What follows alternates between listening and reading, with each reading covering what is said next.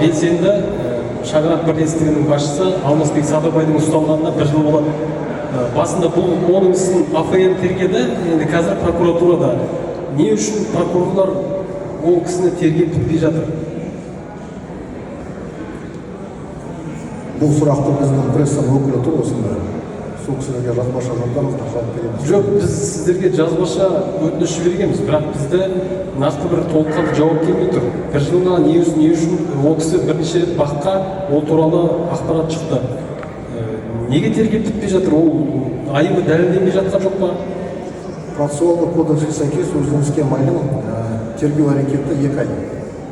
Тергеу тіркелгеннен кейін, бірақ тергеуші бұл 2 айды өзінің шешімімен тағы да соза алады. Жақсы, бұл істен сіз хабарсыз оянып түсірген. Білмейсіз бе?